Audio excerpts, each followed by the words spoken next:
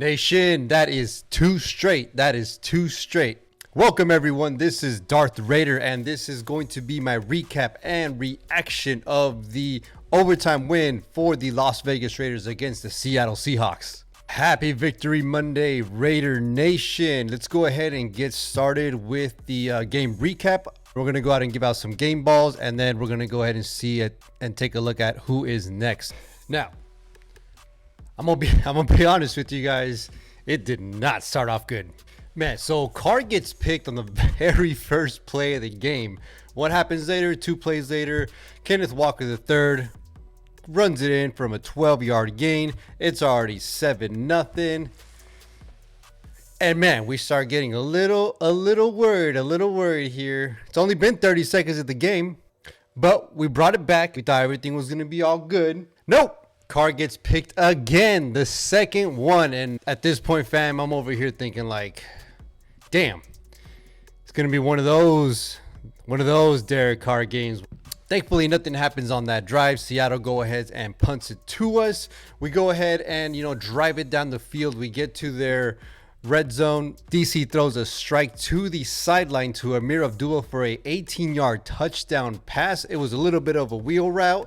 I got a little bit scared, I'm not gonna lie to you guys, because Carr was just standing there waiting, and I'm like, oh my god, this guy's just about to get sacked. But he waited long enough. Shout out to that O-line. They were doing the damn thing all game. We'll talk about that a little bit later. So we score 7-7 right now. Seattle gets the ball right back. They drive down the field and they hit a 24-yard field goal.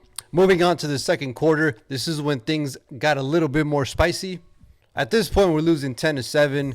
Seattle gets the ball. They drive it down and hit a 34-yard field goal. At this point, it's going to be 7-13. So in the ensuing kickoff, we get the ball back. We start driving. Eventually, we get to their end of the field. And the one thing I do not like is Josh McDaniels calling these trick plays. I am more than happy to eat crow today, Josh. I'm not going to lie to you. I'll go ahead and give you your flowers when it's due. That flea flicker worked thanks to a little bit of Devontae clearing out both the DB and the safety. And also Matt Collins selling the block right before he gets off of the block, makes that slant, catches that ball for the touchdown. At the end of the day, it was a 36-yard touchdown pass. At this point, this is when the game starts to get really close. It's 14-13 us. And obviously, Seahawks couldn't get much going. They only got about 10 yards, so they had to go ahead and give it away to us. We got the ball back, and on the very next play, Josh Jacobs gets the ball handed off to him and scores on a 30-yard touchdown run. At this point, we're winning. It's 21-13. Everything is buzzing. Seattle comes back actually and kind of, tells us, hey, chill out a little bit. We're still Seattle. We're still a pretty good team. They drive down the field, and Geno Smith completes a 35-yard touchdown pass to Tyler Lockett. So at this point, it's 21-20. We get the ball back, drive down. We couldn't get much going. So at this point, Daniel Carlson hits a 36-yard field goal, extending the lead to 24-20 right before halftime. Seattle does get the ball back, and they immediately drive down the field right after halftime. It looks like they made some good adjustments when it comes to, moving the ball. And eventually, Kenneth Walker does score on a 14-yard touchdown run to actually put them ahead of us of a score of 27-24. So we get the ball right back.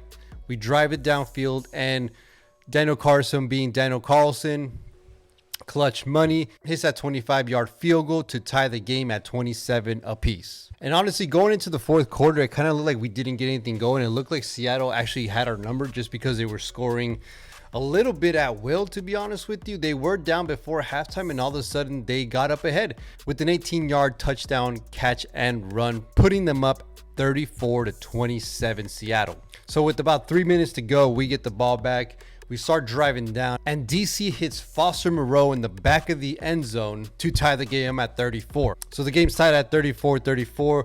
They get the ball back, couldn't do much with it. They punt it back to us with I think it was like 40 seconds left or something like that. I thought we were actually going to try to, win the game, move the ball, but Josh McDaniels had other ideas. I'm more of the aggressive type, but I could totally see being down on your 9-yard line, not trying to risk anything and, make a stupid decision. So then we go into overtime. We actually drove down the field and we just couldn't convert for a first down. So McDaniels just opted out to go for a field goal, and oh my goodness, just heartbreak all over here. Daniel Carlson missed the field goal with giving them a short field. My goodness, I could have sworn, I'm like, yeah, like, bro, this is it. Like, all they have to really do is just kick the field goal. Thankfully, Maxx said, nah, this is not happening. We're taking this win. This guy came up big, huge pause, made some disruptions, gave Geno Smith hell, and forced a punt right back to us. So we get the ball back in our very first play. Guess what happens? Jacobs with running room right up the middle. Jacobs is on his way. The Raiders are going to win this game.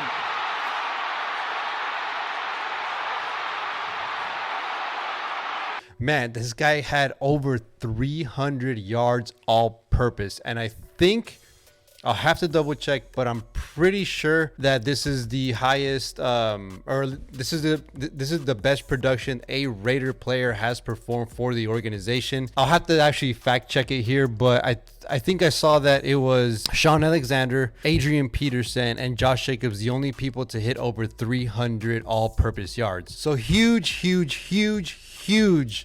shout out to Josh Jacobs. You are keeping this season alive. Without you and Devontae, I honestly don't think we would have won any game so far.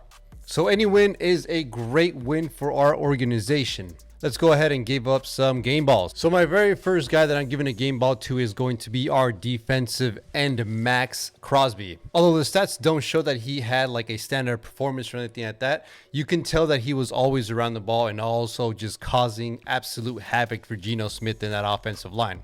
So he had 4 tackles, 3 solos, 1.5 sacks, a tackle for a loss, 6 quarterback hits. But I think the most important thing that we have to point out here is that although the tackles don't show it or the sacks don't show it, it was the timing of the sacks and the timing of the tackles and the timing of the disruption at the end of the game to keep us in the game. This guy does not quit at all. This guy is always going to bring it. Definitely happy that he is in our team, and yeah, he's probably going to be the next person I get a jersey of. So my next game ball is going to go to our middle linebacker, Denzel Perryman. 9 total tackles, 4 solo, 2 tackles for a loss, 1 pass deflected. So this guy was definitely everywhere. Oh, he also got the interception too. Honestly, I want to say that was probably his best game as a Raider so far. And he is definitely playing for a contract. I'm not too sure if we're actually going to be able to give it to him or if he's going to get the money that he wants from us. But he definitely does want a new contract and he's absolutely playing like it. All right, so my third game ball is going to be a 1A, 1B type of situation. And I have to give a huge call out and a huge props to the trenches here. You guys, the Seattle Seahawks had 65 rushing yards all game, and that is not a good day at the office. So shout out to that D-line. I also want to give a shout out to the O-line because you are a major part of why we won yesterday. Regardless if it was providing protection for Derek Carr or opening up those lanes for Josh Jacobs, these guys came out to work and they absolutely mauled their defensive line. So shout out to the trenches, the O-line, the defense, D-line. You guys actually came out to play, and thank you so much for that because we absolutely needed it. And last but not least, you already know.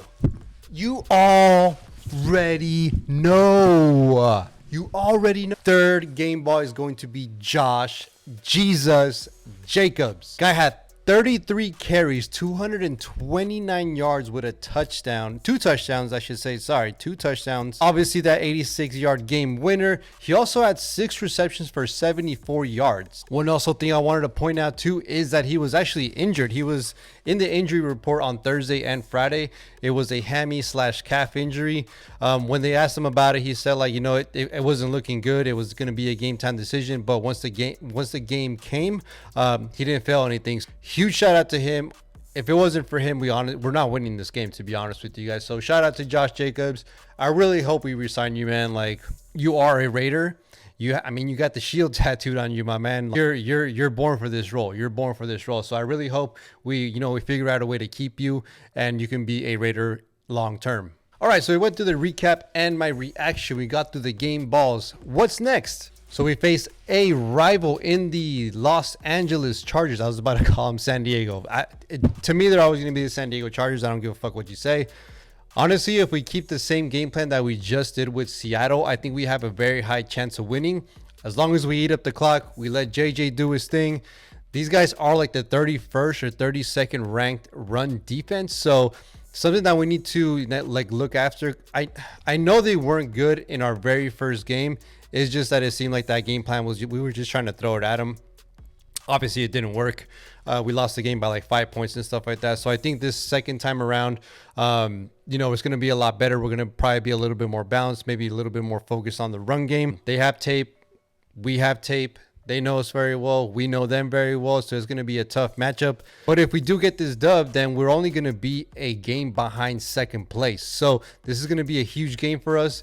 If at all anything, it might just be a spoiler and, you know, preventing them to get into the playoffs as well. All right, guys, I am out of here. Please hit that like button, hit the subscribe button, leave me any kind of feedback. Truly appreciate it. Like I said, it might not be a big deal for you, but it helps me out with the algorithm and all that bullshit that YouTube has going on. I'm trying to get out there. Let's go, Raider Nation. Raiders.